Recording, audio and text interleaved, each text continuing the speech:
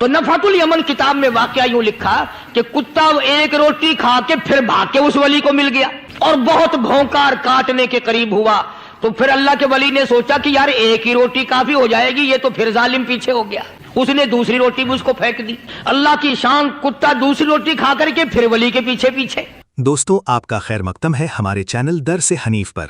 आज के कारी हनीफ मुल्तानी साहब के बयान का टॉपिक है अल्लाह के वली और एक कुत्ते का अजीब वाकया। ये बहुत अहम बयान है, इस बयान को तवज्जो से सुने, बहुत ज्यादा फायदा होगा। चलिए दोस्तों, मिलकर सुनते हैं। किसी पहाड़ की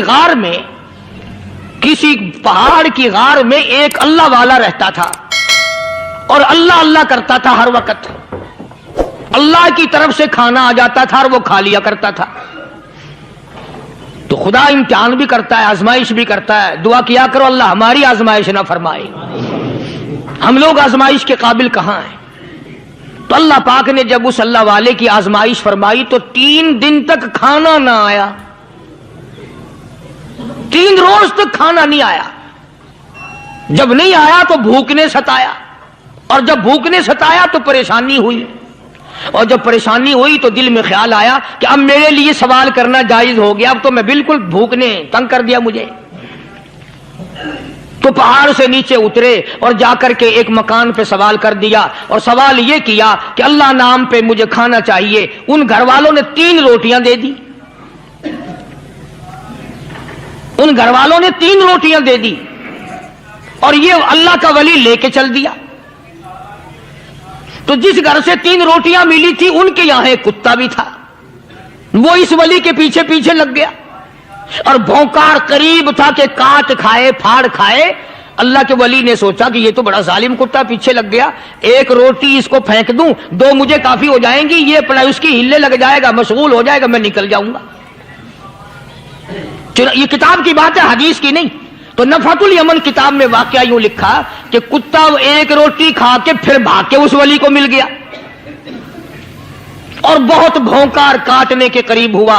तो फिर अल्लाह के वली ने सोचा कि यार एक ही रोटी काफी हो जाएगी, ये तो फिर जालिम पीछे हो गया। उसने दूसरी रोटी भी उसको फेंक दी। अल्लाह की शान, कुत्ता दूसरी रोटी खा करके फिर वली के पीछे पीछे। उसने सोचा ऐसी रोटियों से तो यूं ही भले, वो तीसरी भी फेंक दी। कुत्ते ने तीसरी भी खा ली, और जब तीसरी रोटी खा के कुत्ता भौंका, अब वली खड़ा होकर गुस्से में आ गया और कहने लगा, ओ कुत्ते तुझे शर्म नहीं आती? अरबी का लफ्ज है वादीमुल हया, और बेगैरत कमीने, तेरे मालिक ने 3 रोटियां दी थी, जिस दरवाजे पे तू रहता तीनों खा ली, फिर भी भौंकता है। 3 रोटियां मैंने तुझे दे दी, फिर भी भौंक रहा है। तो यूं लिखा उस किताब में कि अल्लाह पाक ने कुत्ते को भी जुबान दी और वो ये कहने लगा कि वली साहब जरा ठहरो, खुद फैसला करो, तुम बेगैरत हो या मैं बेगैरत हूं। फैसला जनाब करें, मैं कुत्ता हूं, आप वली हैं। जन्नत के खाने खाए, अरे 3 दिन ना मिला तो आदमी के दरवाजे पे आके माथा घिसाया, झोली फैलाई, भीख मांगी, मुझसे कसम ले लो मैं कुत्ता हूं। कई मर्तबा 8-8 दिन टुकड़ा नहीं मिलता, कसम ले लो इस दरवाजे के सिवा कभी किसी दूसरे दरवाजे पे नहीं गया मैं।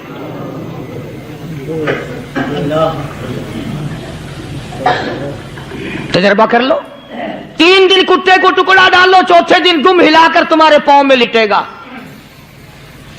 सारी उम्र गुजर गई उस मालिक का दिया हुआ खाते हुए पीते हुए, आज भी तुझे उस मालिक का दरवाजा समझ नहीं आया। पानी वो पिलाता, वल्लदी हुवा युतइमुनी व यस्कीन व इदा मरीज़तु फहुवा यशफीन। कितना खिलाता है, कितने आला दर्जे के खाने खिलाता है, तरह तरह के खाने खिलाता है। पाला उसने, संभाला उसने, जिंदगी उसने दी, औलाद उसने दी, खूबसूरत बीवी उसने दी, गराबाद उसने किया। थोड़ी सी परेशानी आ गई, अब जाके कब्र के सामने झुका खड़ा है, उस मालिक से मेरा काम नहीं चला, और 4 गज जमीन में पड़ने वाले, तू मेरी हाजत रवाई कर दे।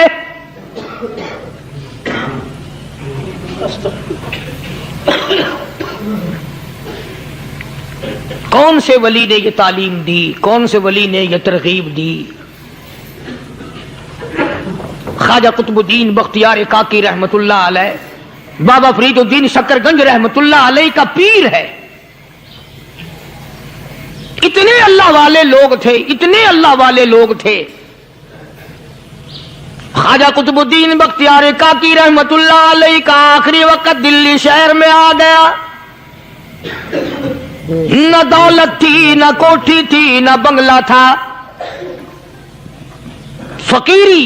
ہائے ہائے, عجیب بادشاہت ہوتی ہے ان لوگوں کی. بادشاہ ان کے دروازوں پہ آیا کرتے تھے. خواجہ ابو الحسن خرقانی رحمت اللہ علیہ بزرگ گزرے ہیں. محمود غزنوی کا زمانہ ہے. محمود غزنوی مرحوم بادشاہ نیک آدمی تھا. خواجہ ابو الحسن خرقانی رحمت اللہ علیہ کی خدمت میں آیا اور حضرت نے یوں پوچھ لیا, فرمایا محمود 2-4 دن پہلے بھی تو سنا تھا کہ تم ادھر آئے ہو, مجھ سے مل کے نہیں گئے؟ تو کہنے لگا حضرت سرکاری دورے پہ آیا تھا, سرکاری دورے کی لپیٹ میں اللہ والے کی زیارت کو بے ادبی سمجھتا ہوں. اللہ والے کی زیارت کرنے آؤں, کام کوئی اور لے کر آؤں اور اللہ والے کی زیارت کروں؟ میرے نزدیک یہ بے ادبی ہے. فرمایا آج ارادہ کر کے آئے ہو؟ کہ جی ہاں ارادہ کر کے آیا ہوں. باتیں ہوتی رہی. محمود کہنے لگا حضرت آج بہت بڑا کام لے کر آیا ہوں, دعا فرماؤ. سومناتھ کے مندر پہ حملے کا ارادہ ہے. 70 راجاؤں کی فوج آئیں گی, 70 بادشاہوں کی فوج آئیں گی, 70 راجا ہندو اپنی فوج لے کر آئیں گے. میں اکیلا مسلمان مقابلے میں آؤں گا. دعا فرماؤ وہ قادر کریم مجھے فتح عطا فرمائے. کیسی نیت لے کر آیا کرتے تھے بادشاہ لوگ فقیروں کے دربار میں. آج تو اگر کسی ولی کے پاس بھی جاؤ گے, میں نے مولانا عبید اللہ انور مدذلو سے پچھلے دنوں عرض کر دیا, میں نے کہا حضرت آپ اپنے گھر میں ہی رہتے ہیں, باہر نہیں نکلتے, کئی دن لوگوں کو نیکی ملے گی, زیارت ہوگی. تو فرمانے لگے قاری صاحب آپ کو کیا پتا ہے, بس اسی کام کے لیے لوگ آتے ہیں. ہماری اینٹ پڑ دو, ہم نے مکان بنانا ہے, ہمیں دکان کا تعویذ دے دو, ہمارے پیچھے دشمن لگ گیا, ہمارا مقدمہ ہو گیا. اور یوں تو کہنے کوئی بھی نہیں آتا, دعا کر دو اللہ میری قبر میں بھلائی فرما دے.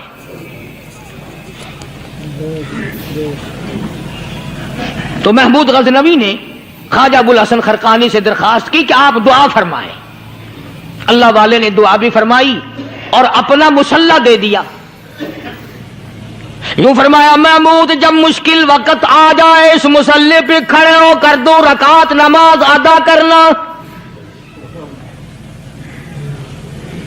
پتا چلا کہ اللہ کی مدد جو ہے وہ نماز کے ساتھ ہے. میں تمہیں بھی بتاتا ہوں, ولی تو میں نہیں. جب بھی کوئی پریشانی آئے, جب بھی کوئی تکلیف آئے, فرمایا استعینوا بالصبر والصلاۃ, نماز پڑھو انشاءاللہ آسانی ہوگی.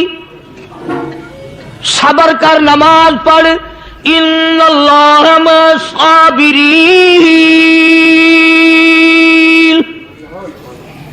اللہ پاک صبر کرنے والوں کا ساتھی ہے. صبر بھی کرتا جا, نماز بھی ادا کرتا جا. جس سے تیرا بگاڑ ہے یوں بھی سوچتا جا میری طرف سے کوئی ظلم نہ ہو جائے, میں مارا جاؤں گا. چھلا ساتھ لے کر چلا گیا اور اپنی فوج کو لے کر کے سومناتھ کے مندر پہ حملہ کر دیا. مسلمان فوج بڑا سفر کر کے آئی تھی, دور سے آئی تھی, تھکی ہوئی تھی, چور چور تھی. اتنے حالات نہ تھے, اتنے ہتھیار نہ تھے. 70 راجاؤں کی فوج کے مقابلے میں مسلمانوں کو شکست ہو گئی. محمود غزنوی کو خبر دی گئی بادشاہ شکست ہو گئی. محمود نے 2 رکعت نماز ادا کی. اور یہ بھی بتا دوں اللہ والوں کا اتنا ادب کیا محمود غزنوی نے کہ اس مسلح پہ کھڑے ہو کر نماز نہیں پڑھی, اس کو سر کے اوپر رکھ کے نماز پڑھی. مسلح اللہ والے کا سر پہ رکھ لیا اور نماز پڑھی خدا کے حضور میں. اور پھر سر سجدے میں رکھ دیا، او میرے پروردگار بے نیاز خالق و مالک، میں گناہگار سہی، میں سیاکار سہی، میں تیرا بندہ ہوں، او میرے مولا مقابلہ کفر سے ہے، حق پرستوں کی نہ کی تو نے گر دل جوئی نہیں، تانا دیں گے بت کے مسلم کا خدا کوئی نہیں، او میرے پروردگار آج مجھے ذلیل نہ کر، آج میری شکست نہ کر، آج مسلمانوں کو شکست نہ دے، اور بے نیاز پروردگار کافر کہیں گے ان کا خدا کہاں گیا؟ بس محمود غزنوی نے اللہ کے حضور میں نماز ادا کی اور دامن پھیلایا اور سر سجدے میں رکھا، وہ اطلاع ملی کہ شکست فتح میں بدل گئی۔ چنانچہ جمعے کا خطبہ محمود غزنوی نے سومناتھ کے مندر کے اندر دیا۔ کس قدر اللہ والوں کو دلچسپی تھی ان معاملات سے کہ قوم کے لیے بھلائی ہو، ملک کے لیے بھلائی ہو، عوام کے لیے آخرت کی دنیا کی بھلائی مقصود تھی۔ خواجہ قطب الدین بختیار کاکی رحمت اللہ علیہ دلی شہر میں رہتے ہیں، بادشاہوں کا زمانہ ہے۔ اللہ اللہ کیا عجیب لوگ تھے۔ آج تو اچھے بھلے دیندار طبقہ نماز پڑھانے والوں کو نماز کے، غسل کے، وضو کے مسائل معلوم نہیں۔ دوستو ایسا وقت تھا، ایسا وقت تھا، سلطان صلاح الدین خلجی رحمت اللہ علیہ کو بادشاہ ہو کر عربی کی بہت بڑی 4 جلدوں میں کتاب ہے ہدایہ بادشاہ صلاح الدین خلجی کو زبان نہیں یاد تھا، اتنی بڑی عظیم کتاب زبان نہیں یاد تھی۔ وہ بادشاہ بھی ہوا کرتے تھے اور ولی بھی ہوتے تھے۔ سلطان عالمگیر رحمت اللہ علیہ بہت بڑا بادشاہ ہو کر، اورنگزیب ہے، عالمگیر ہے، اتنا بڑا عظیم بادشاہ، مگر حضور کریم صلی اللہ علیہ وسلم کی 5000 حدیث پاک اس بادشاہ کو زبان نہیں یاد تھی، اور قرآن کا حافظ تھا، قرآن کا قاری تھا، قرآن کا عالم تھا، قرآن کا مفسر تھا، ولی بھی تھا، بادشاہ بھی تھا، اللہ والا بھی تھا، اور اتنا خوف تھا دل میں تمہیں کیا بتاؤں۔ اللہ اکبر، بادشاہ ہو کر کے کپڑا خریدا، مزدوری کر کے کپڑا خریدا بادشاہ نے، اور کپڑا خرید کر اس کی ٹوپیاں اپنے ہاتھوں سے سی۔ عالمگیر رحمت اللہ علیہ نے اس کی ٹوپیاں اپنے ہاتھوں سے سی اور چاندنی چوک دلی میں کھڑے ہو کر فروخت کی، بیچی، 6-7 روپے جمع کر کے ایک تھیلی میں بند کر کے اوپر لکھا عالمگیر کا کفن ان پیسوں سے خریدا جائے۔ کبھی ہم نے بھی سوچا جو رشوت مارنے والا آدمی ہے، بتاؤ اس کے لیے کفن کہاں سے اچھے پیسے تلاش کر کے لایا جائے گا؟ رشوت کا ہی کفن ملے گا نا۔ جو آدمی ملاوٹ کر کے پیسے کماتا ہے، فنکاری کر کے پیسہ کماتا ہے، دغا اور فریب کر کے پیسے کماتا ہے، تو آج ہمارا کفن بھی صحیح نہیں، کفن بھی دغا والا، فریب والا، ملاوٹ والا۔ بلکہ تم تو کہتے ہو کہ آج کل کھانے کے لیے خالص کچھ نہیں ملتا، میں کہتا ہوں میت کو غسل دینے کے لیے پانی خالص نہیں ملتا۔ یہ جو ہم موٹریں نل کے لگاتے ہیں، یہ پیسے کون سے ہمارے خالص ہیں؟ جو صابن میت کو مل رہی ہیں کون سے پیسوں کا خریدا ہوا ہے؟ جو خوشبو میت کو لگ رہی ہے کون سے پیسوں کی خریدی ہوئی ہے؟ جو کفن پڑ رہا ہے وہ کیسے پیسوں کا کفن ہے؟ اور میں آگے بڑھ کر کے کہتا ہوں جو کندھوں پہ اٹھائے جا رہے ہیں وہ کون سے کتب ہیں، کون سے ابدال ہیں؟ جس نے میت کو غسل دیا ہے کبھی معلوم کیا کہ وہ کتنا بڑا نیک آدمی ہے؟ یہ تو ہمارے آخری وقت کا حال ہے، اور اس طرف کسی کا دھیان نہیں، سوچ نہیں، بچار نہیں، قطعی طور پر اندھے ہو جاتے ہیں۔ او میاں ٹھیک ہے جو کچھ ہو رہا ہے۔ اچھا ایک بات عرض کروں، اللہ تبارک و تعالیٰ کے یہاں جب ہم جائیں گے، اگر اور سارے معاملات کو چھوڑ دو، اللہ پاک یہی پوچھ لے کہ میاں یہ کفن جو پہن کے آیا یہ کیسا ہے؟ یہ جو کفن پہن کے آیا یہ کیسا، ہم کیا جواب دیں گے؟ بادشاہ عالمگیر رحمت اللہ علیہ نے تھیلی پہ لکھ کر کے بند کر کے رکھ دیا، جب میرا انتقال ہو جائے، میری موت آ جائے، جب میں دنیا سے رخصت ہو جاؤں، جب میں دنیا سے چلا جاؤں، میرا آخری لباس جو میں نے ساتھ لے کے جانا ہے وہ شادی کے جوڑے دنیا تیار کرتی ہے، سفر کے جوڑے دنیا تیار کرتی ہے، غیر ملکوں میں جانے کے لباس دنیا تیار کرتی ہے، ادھر ادھر جانے کے لیے، تقریبوں میں جانے کے لیے جوڑے لباس پوشاک دنیا تیار کرتی ہے۔ اور میں کہتا ہوں لوگوں، قبر کی پوشاک ہم کب تیار کریں گے؟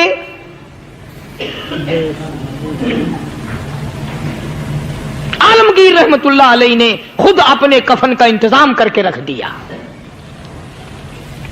ہمارے گھروں میں تو اگر کفن کا ذکر کرو تو گھر والے بھی منہ بنائیں گے، چھوڑو تم نے کفن کی باتیں بنانی شروع کر دی ابھی سے ہی۔ اور ایک اور عرض کروں، کفن بھی مقدر والوں کو ملتا، کئیوں کو ملتا ہی نہیں۔ اللہ اکبر۔ کفن نہیں ملتا، قبر نہیں ملتی، نماز جنازہ نہیں ملتی، غسل نصیب نہیں ہوتا۔ مقدری سودے ہیں، نہ یہ دولت سے بات بنتی ہے اور نہ یہ اقتدار سے بات بنتی ہے اور نہ یہ سرمایہ سے بات بنتی ہے، یہ تو تقدیروں کے مسئلے ہیں جو مالک نے اپنے ہاتھ میں رکھا ہے۔ جناب رسول کریم سب کہہ دو صلی اللہ علیہ وسلم کے سگے چچا، اللہ غنی جنگ احد ہے، امام الانبیاء محبوب کبریا حضرت محمد مصطفیٰ صلی اللہ تعالی علیہ وسلم کو خبر دی گئی آپ کی حالت بھی زخمی ہے، آپ کا چہرہ انور زخمی ہو گیا، آپ کے چہرے میں خود جو سر پہ اوڑھ رکھا تھا اس کے حلقے کڑیاں چہرے انور کے اندر چلی گئی، نکلتی نہیں، نکالنا چاہتے ہیں، نکلتی نہیں، نکالنے کی کوشش کرتے ہیں۔ ابو عبیدہ بن جراح رضی اللہ تعالیٰ عنہ نے دانتوں میں پکڑ کر وہ حلقہ زنجیر والا پھینک لیا۔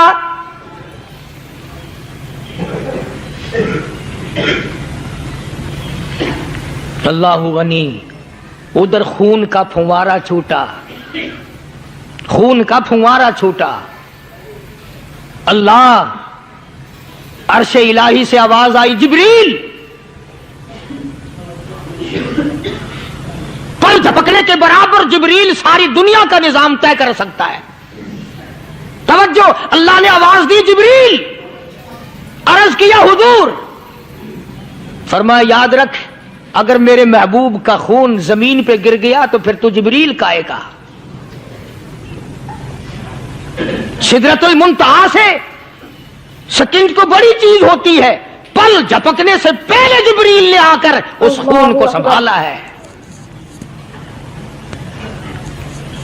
اتنی عظمت ہے سرکار مدینہ صلی اللہ علیہ وسلم کی اللہ تبارک و تعالیٰ کے یہاں اور ہر پیغمبر کی۔ ابراہیم علیہ الصلوۃ والسلام کو وقت کے بادشاہ نے منجنیق میں بٹھا کر یوں آگ میں پھینک دیا، اس منجنیق میں سے پنگوڑے میں سے خلیل نکل چکا، آواز آئی جبریل، جواب ملا حضور کہ میرا خلیل کو کیا ہوا؟ حضرت جبریل کو حکم ہوا یاد رکھ اگر خلیل کا ایک بال بھی جل گیا تو جبریل کس کام کا؟ اللہ تبارک و تعالیٰ کے فرشتے نے پہلے پہنچ کر آگ پہ پر بچھا دیے۔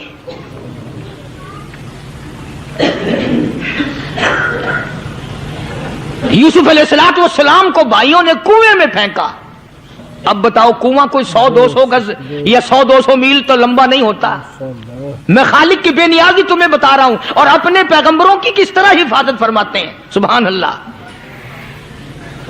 بھائیوں نے کنویں میں دھکا دیا، جبریل جی یہ کیا ہوا؟ تو میرا نبی آیا، میرے نبی کے کنویں میں جانے سے پہلے تخت بچھا دے۔ جبریل نے پر بچھا کر تخت بنا دیا۔ وہ تو یوں بچاتا ہے، وہ تو یوں سنبھالتا ہے۔ ابو عبیدہ بن جراح رضی اللہ تعالی عنہ نے سرکار مدینہ صلی اللہ علیہ وسلم کے چہرے انور میں سے وہ جو زنجیر کڑی کھینچی، اللہ اللہ، ابو عبیدہ کے 2 دانت نیچے کے، 2 اوپر کے، 4 دانت نکل گئے۔ آج ہمارے دانتوں کو کیڑے کھا جاتے ہیں، کھوکھریں بن جاتی ہیں، نکل جاتے ہیں۔ ابو عبیدہ تو کتنا خوش نصیب جوان ہے، تیرے 4 دانت تو نکل گئے پر حضور صلی اللہ علیہ وسلم کی تکلیف کو تو نے دور کیا، یعنی آقا کی خدمت کرتے ہوئے ابو عبیدہ کے دانت نکل گئے۔ ادھر اپنی تکلیف ہے، ادھر پتا چلا کالی کملی والے صلی اللہ تعالی علیہ وسلم تیرے چچا کا حال ٹھیک نہیں۔ صلی اللہ علیہ وسلم بڑا صدمہ پہنچا، بڑا رنج پہنچا۔ ایک بات کرتا ہوں، توجہ کر کے لکھ کے لے جاؤ، کام آئے گی، بیٹیوں کو بتاؤ، بہنوں کو بتاؤ۔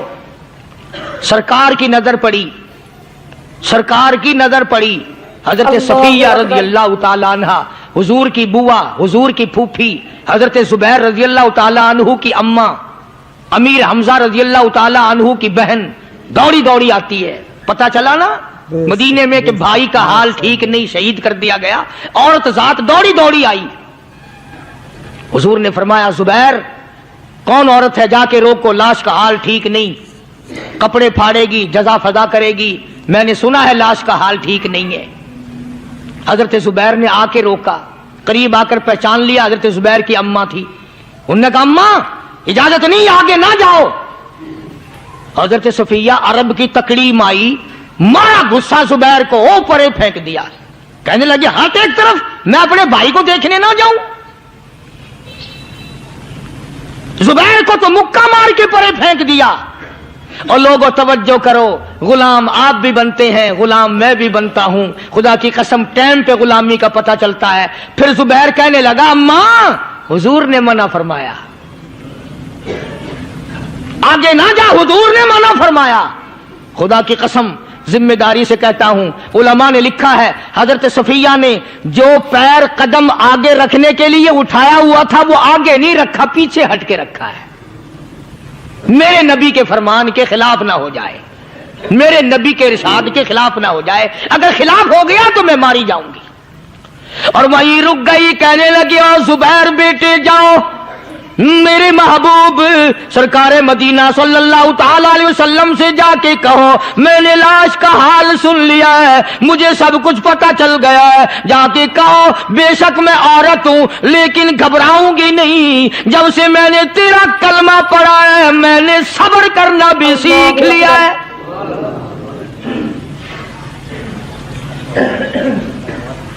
میں زیادہ فدا نہ کروں گی، میں کپڑے نہ پھاڑوں گی، میں رونا دھونا نہیں کروں گی۔ مدنی کریم صلی اللہ علیہ وسلم کو حضرت زبیر نے جا کے بتا دیا، میری اماں یوں کہتی ہے، فرمایا پھر بے شک اجازت ہے جائے۔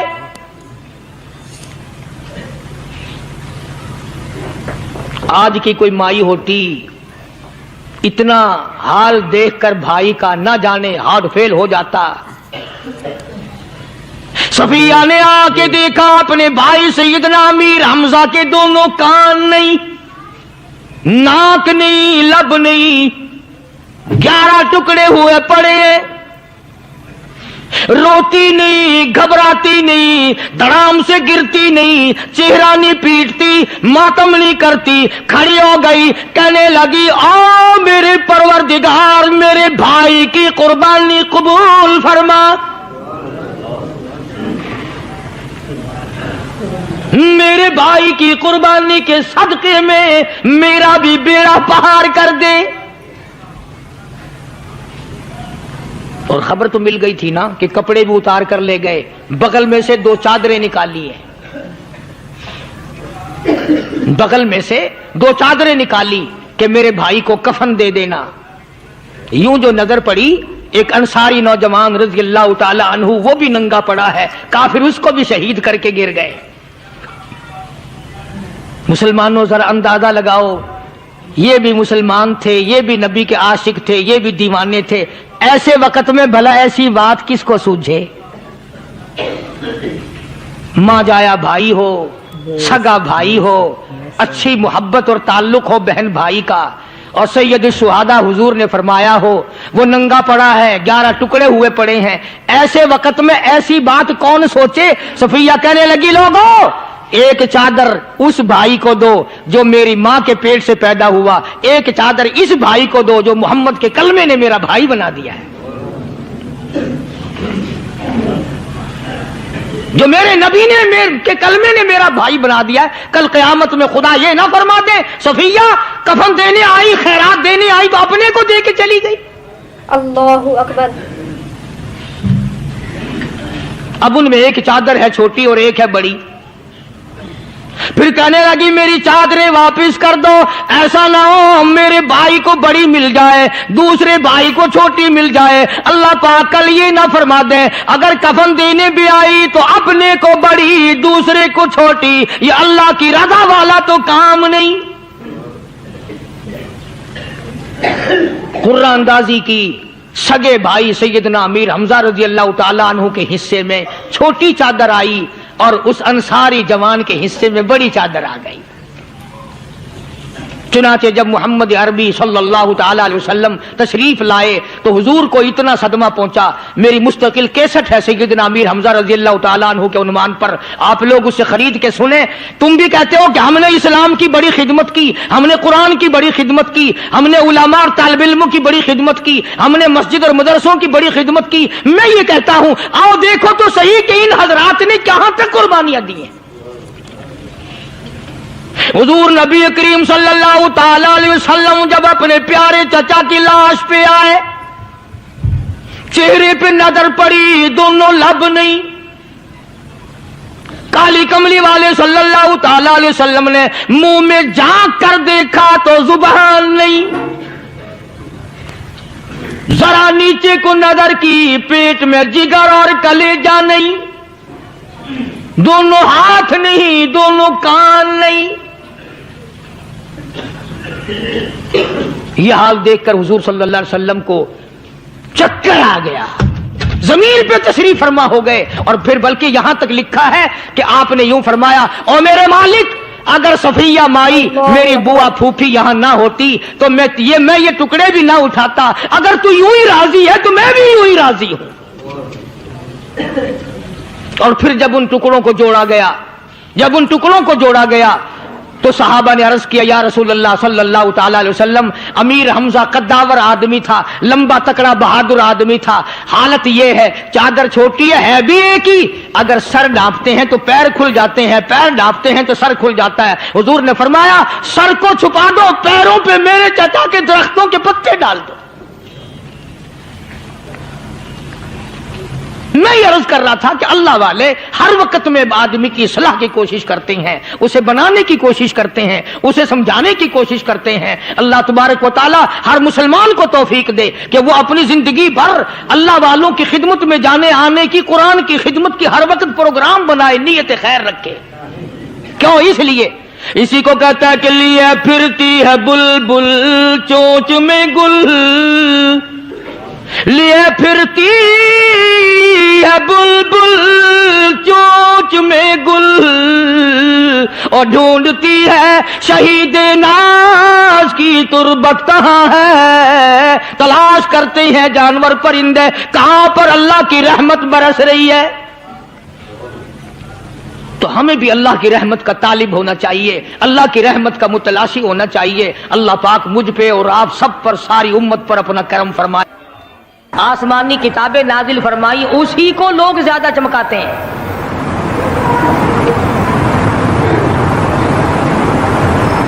خدا اس بات کو گوارا ہی نہیں کرتا کہ میری طرف سے بغیر میرے اعلان کے کوئی ذرہ برابر اعلان کر سکے۔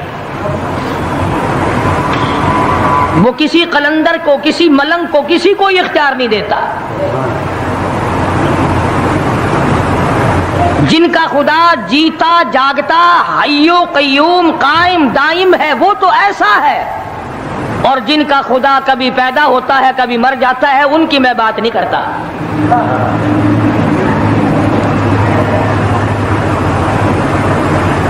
پروردگار عالم نے طریقے کا سوال کر دیا، اگر تم میرے معاملات میں شریک کار بنتے ہو تو آؤ پھر ایک ناخون بنا کے دکھاؤ،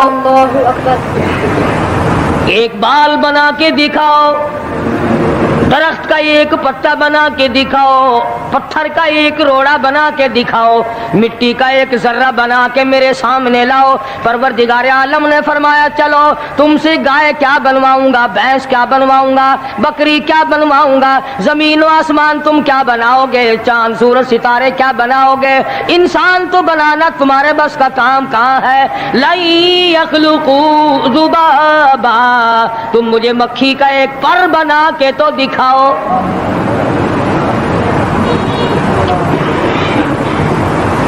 فرمایا جس کے دل میں توحید و ایمان یقین کی دولت جم جاتی ہے،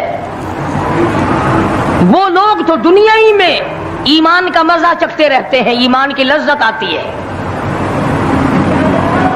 صحابہ کرام رضوان اللہ تعالی علیہ مجمعین کی جماعت نے دنیا ہی میں جنت کو دیکھا، جنت کی خوشبو سونگھی، کسی کو جنت کی ہوا لگی، کسی نے جنت کا نقشہ دیکھا، کسی کو جنت کا نظارہ کرا دیا گیا دنیا ہی میں۔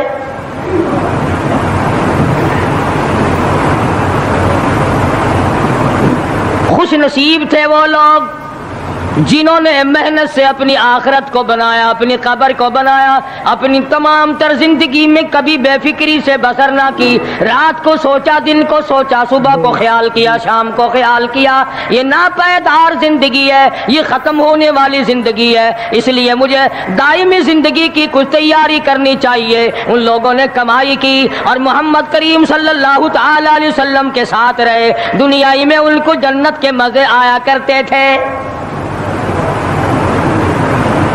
من عمل صالحا من ذکر او انثى وهو مؤمن فلنحيينه حیاتا طیبا۔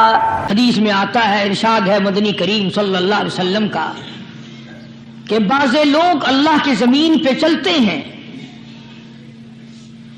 بعض لوگ اللہ کی زمین پہ چلتے ہیں اور زمین اللہ سے یہ اجازت مانگتی ہے، پروردگار اگر اجازت ہو میں اس کو نگل جاؤں، میں نہیں چاہتی کہ اس کے منحوس قدم مجھ پہ پڑتے رہیں، اجازت ملے میں اس کو لقمہ بنا کر کے نگل جاؤں، اس کو زمین کی تہ میں لے آؤں۔ اور ایک اور ارشاد ہے حضور کریم صلی اللہ علیہ وسلم کا، یوں فرمایا کہ جب قوم کے اندر تین چیزیں ہو جائیں، جب کسی قوم میں تین عادتیں، تین خصلتیں، تین برائیاں پیدا ہو جائیں تو سرکار مدینہ صلی اللہ علیہ وسلم نے فرمایا وہ قوم پھر زمین کے اوپر بسنے کے لائق نہیں رہتی، اس قوم کو زمین کے اندر غرق ہو جانا چاہیے۔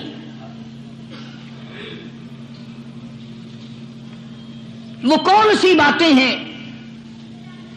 ارشاد فرمایا محمد عربی صلی اللہ علیہ وسلم نے کہ پہلی بات تو ان کی یہ ہے کہ جب قوم کے امیر لوگ، غنی لوگ، مالدار لوگ بخیل ہو جائیں،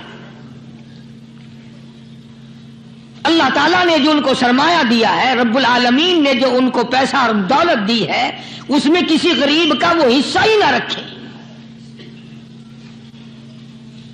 چنانچہ آج آپ دیکھ لیں فالتو لاکھوں روپیہ لگ جائے گا، لیکن کسی بیوہ کے گھر ایک سیر آٹا دینا، کسی یتیم کے سر پہ ہاتھ پھیرتا ہوا امیر آدمی شرماتا ہے کبھی میرے ہاتھ کی ہتھیلی نہ گھس جائے۔ حالانکہ ارشاد فرمایا مدنی کریم صلی اللہ تعالی علیہ وسلم نے بعد وقت ایسا قبولیت کا ہوتا ہے جو آدمی یتیم کے سر پہ ہاتھ پھیر دے محبت کے ساتھ، یہ بچہ یتیم ہے، اس کا لاڈ اجڑ گیا، اس کا مان اجڑ گیا، اس کا ابا رخصت ہو گیا، اس کو گود میں بٹھا کر پوچھنے والا چلا گیا بیٹا تو کیا چیز کھاوے گا۔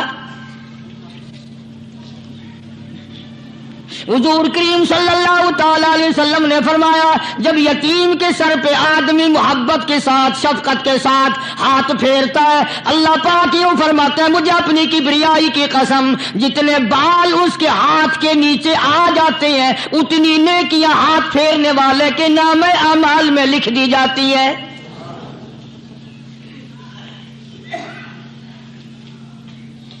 مگر ہمارے یہاں دستور نہیں، غریب کو مارو اور نیچا کرو اسے، جناب مدنی کریم صلی اللہ تعالی علیہ وسلم تشریف لے جا رہے ہیں، راستے میں کچھ بچوں کو کھیلتے ہوئے آپ نے دیکھ لیا، بڑے خوشی سے چھلانگے لگا رہے ہیں، بچے کھیل رہے ہیں، ایک بچہ دیوار کے ساتھ بالکل مونجھا غمزدہ پریشان کھڑا ہے۔ حضور کریم صلی اللہ تعالی علیہ وسلم کی نگاہ مبارک اس بچے پہ پڑ گئی، آپ نے قریب تشریف لا کر اس سے پوچھا، او بچے، سارے بچے کھیل رہے ہیں، تو کیوں نہیں کھیلتا؟ کہنے لگا میرا کھلانے والا دنیا سے چلا گیا، کیسے کھیلوں؟ ابا نہیں، اماں نہیں، ہر وقت پریشان رہتا ہوں، لوگوں کے دروازوں پہ چوکھٹوں پہ دھکے کھاتا ہوں۔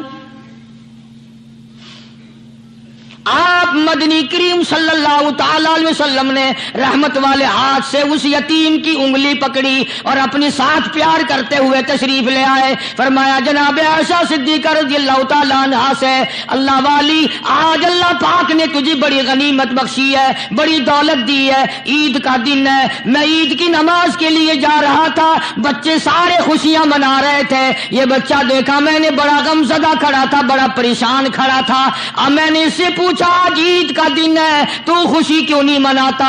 بچہ نے جواب دیا میری خوشی منانے والے دونوں ہی چلے گئے۔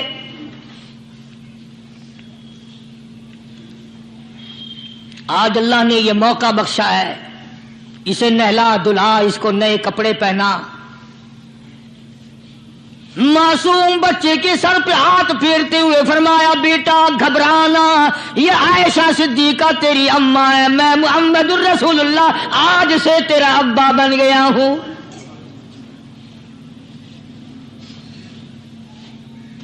نہلایا دھلایا، کھلایا پلایا، ہنسایا، اسے بلایا ساتھ لے کر، جب حضور کریم صلی اللہ تعالی علیہ وسلم ان بچوں کے پاس سے پھر گزرے جو پہلے کھیل رہے تھے، اس زمانے کے تو بچے بھی سمجھدار تھے، آج تو چٹی داڑھی والوں کو سمجھ نہیں ہے، قبر بالکل کنارے، قبر کے کنارے پہ کھڑے ہیں پھر بھی سمجھ نہیں، کسی کو حسد نے مارا، کسی کو تکبر نے مارا، کسی کو دولت کی بیماری نے مارا، اسی کو مجذوب کہتا ہے، نفس اور شیطان خنجر در بغل۔ کوئی آدمی اپنے بارے میں اطمینان نہ کرے کہ میرا معاملہ ٹھیک ہو گیا، نہ جانے آخری وقت میں کیا بن جائے گی۔ ایک اللہ والے کا انتقال ہونے لگا، آخری وقت ہے، خاندان اس اللہ والے کا چاروں طرف بیٹھا ہوا ہے، مریدین بیٹھے ہوئے ہیں، اللہ والے کے چاروں طرف حلقہ بیٹھا ہوا، آخری وقت ہے۔ عربی زبان میں جس کا ترجمہ یہ ہے، اس کی زبان سے ایک بات نکلتی ہے، ابھی نہیں، ابھی نہیں، ابھی نہیں، ابھی نہیں، ابھی نہیں۔ مرنے کے بعد کسی نے خواب میں دیکھا تو پوچھا حضرت جی دنیا درود شریف پڑھتی ہے، مرتے وقت کلمہ پڑھتے ہیں، اللہ اللہ کرتے ہیں، یہ آپ ابھی نہیں ابھی نہیں کیا فرما رہے تھے؟ تو یوں فرمایا تمہیں کیا معلوم ہے، شیطان میرے سامنے کھڑا تھا اور کہتا تھا میں نے دنیا کو پھنسایا، دنیا کو ورغلایا، دنیا کو بہکایا، تو میرے پھندے سے پھنس گیا، تیرے علم نے، تیری نیکی نے بچا لیا۔ تو میں کہتا تھا ظالم ابھی تو سانس آ رہی ہے، نہ جانے کیا بنے گی، ابھی نہیں، ابھی نہیں، ابھی نہیں۔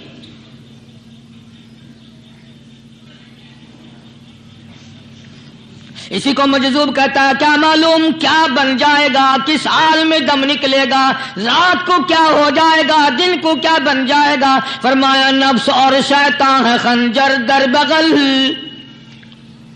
نفس اور شیطان ہے خنجر در بغل، وار ہونے کو ہے اے غافل سنبھل۔ آیا دشمن کا وار، 4 نمازیں پڑھی، باقی ساری دنیا کافر نظر آنے لگ جاتی ہے، میں نمازی ہوں، یہ سارے بے ایمان پھرتے ہیں۔ شیطان پیدا کرتا ہے یہ چیزیں۔ اگر اللہ نام پہ تھوڑی سی کبھی خیرات کر دی تو بہانے لوگوں کے سامنے ذکر ہو رہا ہے، اجی آج کل تو ہمارے کاروبار نہیں، ورنہ انشاءاللہ فلاں مسجد جو ہے نا یہ ہم نے بنائی تھی۔ बहाने बहाने बताना। इसलिए मजजूब कहता है घबराया ना कर और अपने आप को इत्मीनान ना दिलाया कर। कहता नफ्स और शैतान है खंजर दर बगल, वार होने को है ऐ गाफिल संभल। चला शैतान का खंजर, चला शैतान का खंजर, लगाया उसने दो, लगाया उसने दो। लोगों का ख्याल यह है कि शैतान सिर्फ वो, शैतान के बहकाए में वो आदमी आता है जो किसी को कत्ल कर दे। लोगों के नजदीक सिर्फ जिना करना गुनाह है, कत्ल करना गुनाह है, चोरी करना गुनाह है, डाका मारना गुनाह है, और चौथी चीज गुनाह ही कोई नहीं। हजरत उस्मान गनी ज़िन्नुरैन रज़ी अल्लाह ताला अन्हु की मुबारक मजलिस है, सहाबा किराम का दौर है, नबी का दोहरा दामाद, मजलिस है उस्मान ज़िन्नुरैन की। एक आदमी मजलिस में आके बैठा, हजरत उस्मान की मजलिस में एक आदमी आके बैठा तो हजरत उस्मान फरमाते हैं, तवज्जो, हजरत उस्मान फरमाते हैं, यूं नहीं फरमाया कि तूने ऐसा किया है, उसे जलील नहीं किया, बल्कि यूं फरमाया लोगों को शर्म नहीं आती, लोग आंख का जिना करके मेरी मजलिस में आके बैठते हैं, लोग आंख का गुनाह करके मेरी मजलिस में आके बैठते हैं।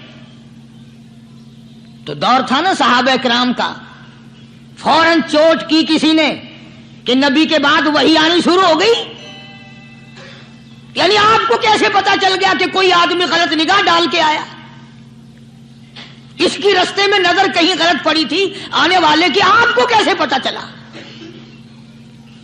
यानी बात करने वाले को भी देखो और फिर चोट करने वाले को भी देखो।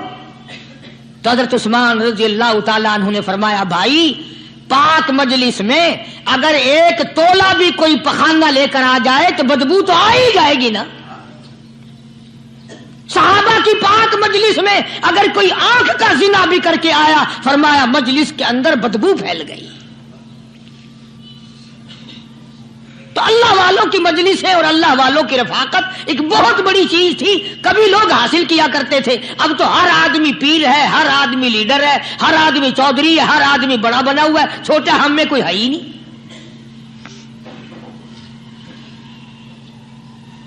और इन वलियों की भी अलग अलग विचारों की रमजें होती हैं।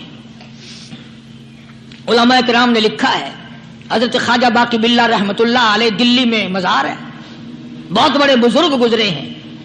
देखो मैं जिक्र खैर कर रहा हूं ना, कई लोग तुम्हें निकलते हुए टांगे वाले, घोड़े वाले, रक्षे वाले कहते हैं कारी अली वलियों को नहीं मानता।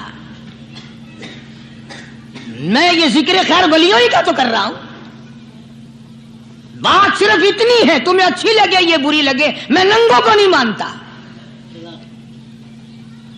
मेरे नजदीक वली वो है जिसकी रग रस से, नस नस से, खून के कतरे कतरे से, हर अदा से, हर सुन्नत से, हर तरीके से मोहम्मद अरबी सल्लल्लाहु अलैहि वसल्लम की सुन्नत जिंदा होता हो। मैं उसको वली नहीं मानता जो कपड़ों से नंगा फिरता हो।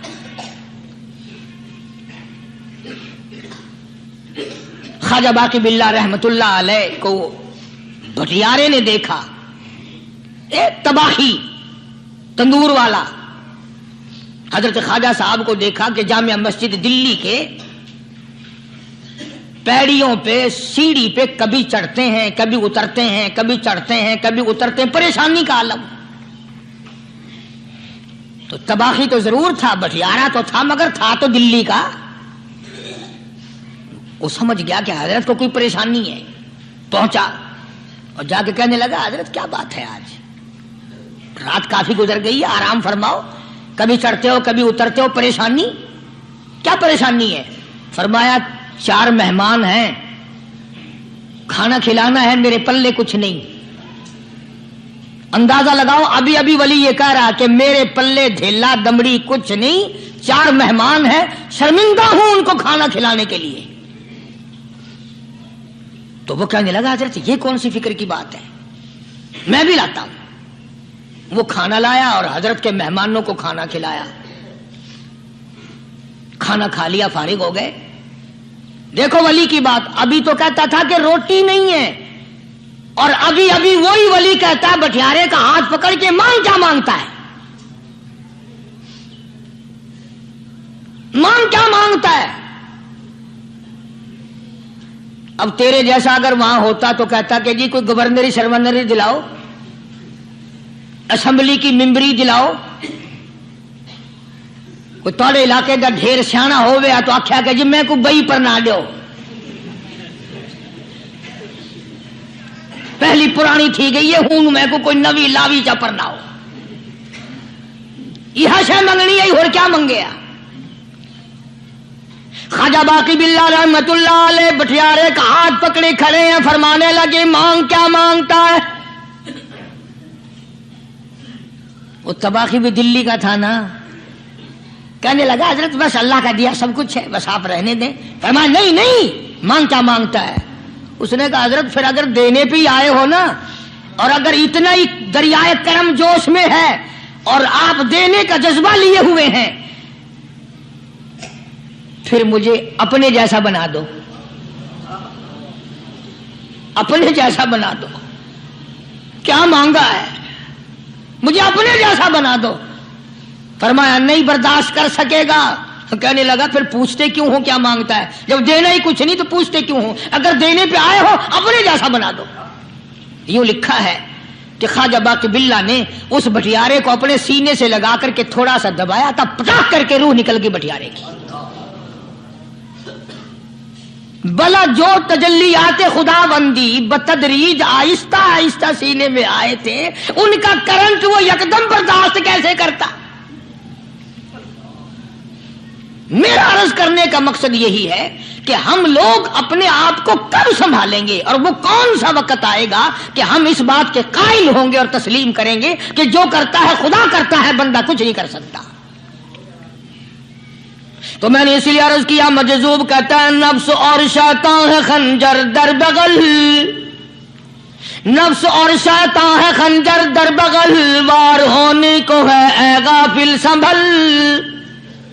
کبھی 4 دن بیٹھ کے اللہ اللہ کر لی، تسبیح پھیر لی، تو دوسروں کو یہ تو دنیا کے دھندے میں پھنسے ہوئے ہیں، میں بہت بڑا ولی ہوں، میں بہت بڑا ابدال ہوں، مجھ سے بڑا تو کوئی نیک ہے ہی نہیں۔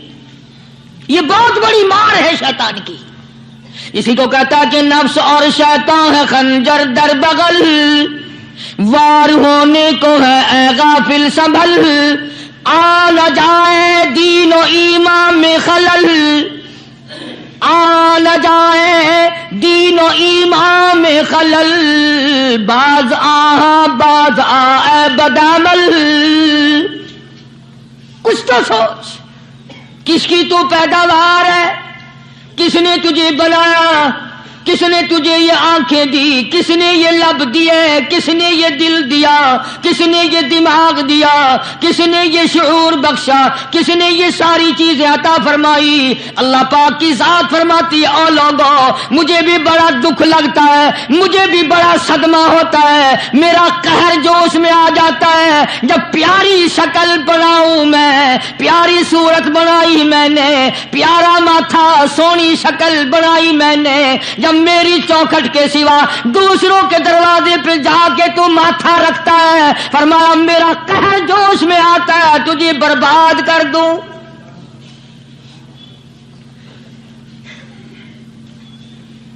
سب کچھ میں نے دیا، سب کچھ میں نے بخشا، اور پھر بھی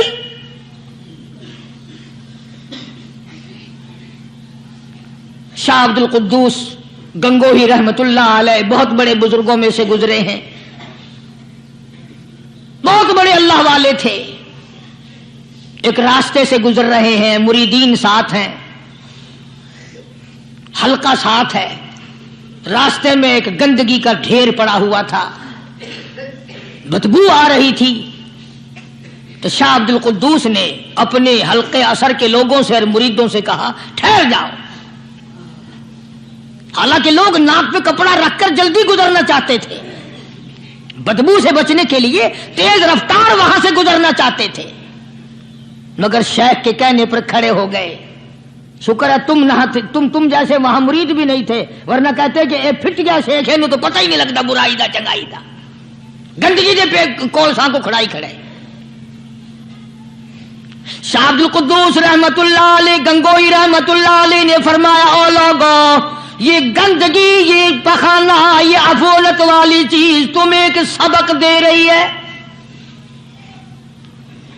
وہ بڑے حیران ہوئے کہ گندگی سبق دے رہی ہے کہ ہاں یہ بدبو کا ٹھکانہ یہ سبق دے رہا ہے کہ ہاں یہ ایک سبق تمہیں پڑھا رہا ہے۔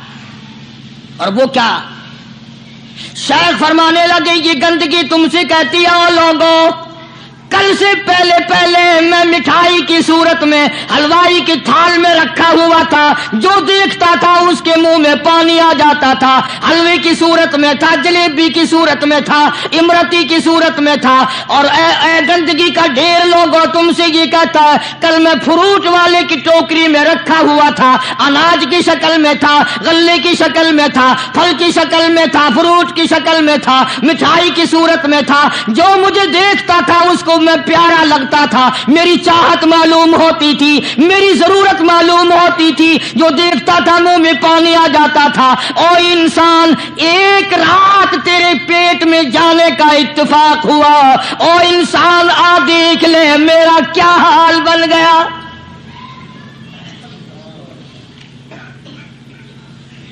ایک رات تو تیری صحبت میں رہا ہوں، ایک رات تیرے اندر ٹھہرنے کا اتفاق ہوا، دیکھ میرا کیا حال بن گیا۔